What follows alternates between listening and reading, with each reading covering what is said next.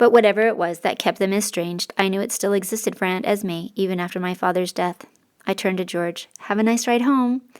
He didn't bother to reply, but merely scanned the property, no doubt looking for signs of lurking fugitives. "If you think they're hiding here," I said, "by all means look around. Only if you want to speak with my aunt, you'll have to wait your turn." This seemed acceptable to him, for he nodded and dismounted. I watched him as he prowled about, and when I saw that he had no intention of following me, I tied old Mac to the post and proceeded to the house. At the doorstep, I smoothed my dress and hair quickly before reaching for the knocker. Twisting my purse handles, I heard footsteps at last. The door opened, and there stood an old woman in a faded black dress with a wrinkled collar. She examined me up and down. In my most formal tone, I said, "I'm here to see my Aunt Esme. You may tell her that Miss Blackwood has come to see her." Somewhere in the shadows under her eyebrows, I thought I saw a gleam. "Then you'd better come in." I crossed the threshold into a darkened hall. There was an abundance of furniture. It spilled from the rooms and stacked up in the hallways, and all of it was covered in dust and cobwebs. From down the stairs, 4 or 5 cats took advantage of the open doorway and shot outside. The woman quickly closed the door after them, blocking the attempt of 3 more. With the door shut, the air became oppressive and thick. I coughed. The excess of furniture loomed in the dark, and I had the fleeting impression of canyon walls. The woman was still staring at me. I raised my chin. "Will you announce me, please?" She went down the murky hallway and disappeared behind the staircase. I coughed again. Then I pulled off my cloak and tugged on my dress collar. Another moment went by, and I began to softly hum to myself. The woman appeared out of the dimness. "Mrs. Ablewhite will see you." She led me deep into the house, through more rooms full of neglected furniture and moldering walls. I had never been inside this house, but I had heard that it had once been alive with parties and balls. Now, with its peeling wallpaper, threadbare carpets, and creaky floors, it seemed more fit for ghosts than guests. I knew about the rumors that Esme had shunned all responsibility of keeping up the house, but I had no idea things had gone this far. We arrived at a dark, airless room. In the light of a low burning fire, I saw my aunt in an armchair beside the fireplace. She was such a small woman, and she sat so still that if the firelight hadn't been reflecting in her eyes, I might have thought she was a wax figure. Her skin was pulled tight over her skull, and she looked as if she had been living on a diet of gruel and broth for years.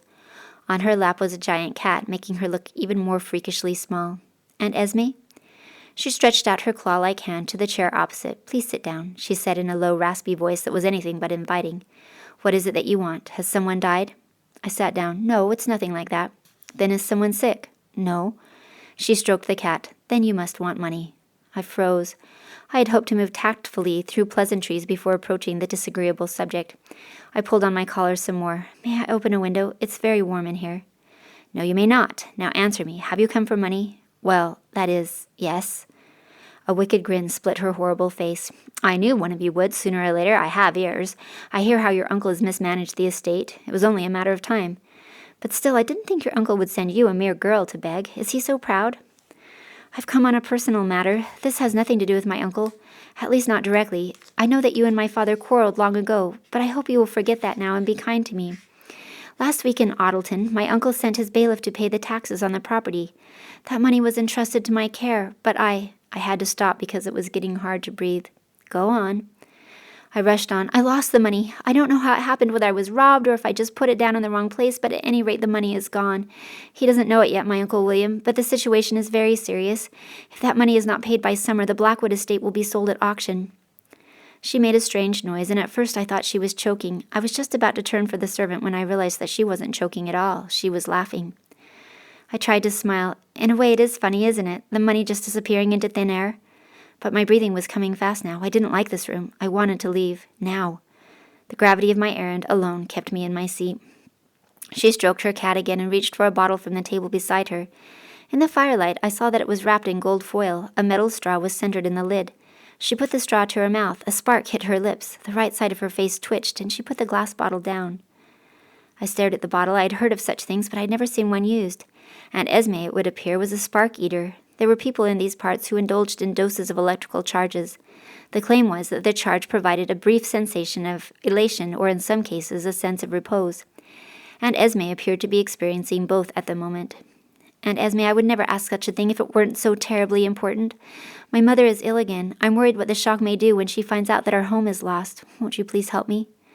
"And why should I? What are you to me?" "I am your niece. My sisters and I are the only living heirs you have." You are my husband's grand-nieces, so you're no blood of mine. But if I'm not mistaken, you're betrothed into the Easton family, are you not? You'll be rich then. Why come begging to me?" I bowed my head and looked away. Even if I were to stoop to marrying for money, it wouldn't come soon enough. The money is due in Audleton within the month. Then I raised my chin and said heatedly, "But I won't ever ask the Eastons to pay for my family to keep our home, nor would Uncle William allow it. The Blackwoods might be poor, but we've never taken money from charity." "No, only unwilling relatives such as myself." "But who else would you leave the money to? Do I look dead to you?" I couldn't answer that question, not when she actually did resemble the dead more than the living. "Whatever passed between you and my father," I said, "it's over and done with. Surely you could forgive him and help his children in our hour of need." "Forgive him? For robbing me? I sold him 40 acres on his promise that he would use the land for grazing. But did he keep his promise? No. He turned around and sold the land to Sir John Robert for a profit of 3 times what he paid me." Her face actually seemed to grow black as she leaned forward, trembling from indignation. "Yes, I can see you haven't discovered yet what some men will do for money. But if it hadn't been for Argus Easton, I might have lived a much different life." She paused to take in my confusion. "Ah, you didn't know that I was betrothed to Argus Easton, did you?" "Sir John Robert's father?" "That's right, your betrothed's grandfather. But before I was even old enough to be let out of the schoolroom, he ran away with Celia Brixton, a hussy from Audleton. He hadn't even given me the chance to don my first ball gown, for if he had, he would have known that I was every bit as beautiful as Celia was. Oh, his father paid my father handsomely for breach of contract, which gave me a very padded dowry. I was well sought after that, I can tell you. Only I was fool enough to be taken with your great-uncle Peter. Peyton House was mortgaged to the hilt back then, and he was only too happy to snatch me up for my money. But I found out too late the ills of a loveless marriage. No sooner than Peyton House was out of the red did he start spending all his time in Stonebridge, philandering and gambling away all that was left of my money. When he died, he left me with no children, no income, not a single living relative save the Blackwoods. The only thing I did have was the property. To make up for my losses, I turned to your father, my niece's husband, for advice and help. Yes, I was like you, trusting in the goodness of others. And like a fool, I trusted your father, who was only too happy to use the situation to his advantage." I shrank in my chair. "He wouldn't do that." "Oh, no? Ask Sir John Robert, he'll tell you. I'm sure the two of them laughed heartily at my foolishness. But I was nothing but a lone widow at the time. Your father had just come into his inheritance, but that wasn't enough for him. He had to have more. If you've gone and lost that money, then I'll take your grief and loss as interest on the money your father owed me. I'll balance the scales yet." I sat there stunned. There must have been some mistake. My father was an honest man. She leaned in her chair and stroked the cat again. "I should have kept what was mine to begin with, rather than sell it for pennies, but I wanted the money. You see, I had great plans for Peyton House once. I pictured it as one of the grand houses this side of the river. If I'd only known what the land was worth at the time, I would have kept it. It's worth 10 times the price I sold it for now, and it will only grow more valuable." She lifted her hand from her cat and reached for the bottle to press the metal-stripped straw to her lips. This time the spark was white. Her right eye bounced up and down in its socket. She sat frozen for several seconds before suddenly coming back to life and putting the bottle down. "I've managed to invest since then, without the help of your father, I may add. I took what was left of my mother's competence and purchased bonds, and I've saved every penny since then. Yes, I could pay your taxes if I wanted, but since no one ever cared a thing about helping me earn money, why should I do the same for others? Ha! I curse your father, I curse the land, and I curse you. Go, tell your uncle that the money is gone. I'd give up 48 more acres just to be a fly in your house tonight." She laughed. I dropped to my knees and placed my hands on her knee. "Please. None of that was my fault. Think of my mother. She's ill, and it might kill her to leave her home. I'll do anything if you'll only help me." "Anything?" she said, lifting one of her unnatural eyebrows up. I nodded miserably. "Tell me, are you going to marry this Easton boy? Timothy? It's near the time, isn't it?" "Yes, but—" "Snub him. Promise me that you'll never marry him, and I'll give you the money." She smiled a cruel smile and patted my hand with her decrepit one. "They tell me that Sir John Robert has his heart set upon the marriage. Take the broom clause, and I'll write a check for the back taxes to be paid. I'll do it this very day. It would be worth it to put a spoke in the Easton's wheel, if only just once. You can't know how long I've waited to stab back at them."